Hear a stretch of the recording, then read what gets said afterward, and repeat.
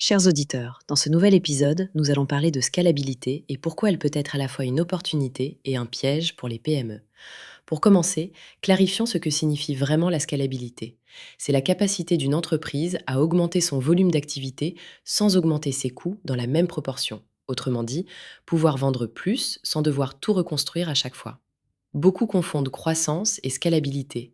La croissance est une conséquence, la scalabilité est un système.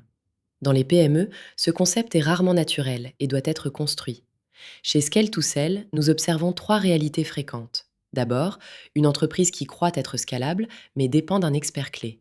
Ensuite, des processus qui existent seulement dans la tête du dirigeant. Et enfin, une demande croissante alors que la capacité de production plafonne rapidement.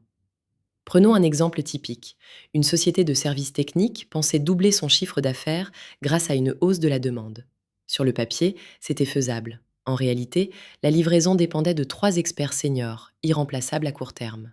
Résultat, la croissance aurait entraîné des délais plus longs, du stress et une baisse de qualité. Ce qui distingue une organisation réellement scalable, c'est sa capacité à absorber un pic d'activité sans dégrader le service et à maintenir des marges lorsque le volume augmente. Nous décrivons ensuite une méthode simple pour évaluer votre scalabilité. 1. Repérer les activités dépendantes d'une seule personne clé et vérifier ce qui se passerait si elle partait. 2. Lister les tâches récurrentes et les standardiser. 3. Évaluer la capacité de production réelle sans recruter. 4.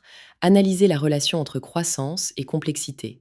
Si la complexité diminue ou se maintient avec le volume, vous êtes sur le bon chemin. Les erreurs à éviter incluent croire que tout est scalable par défaut, confondre digitalisation et scalabilité, et recruter trop vite sans résoudre le problème structurel.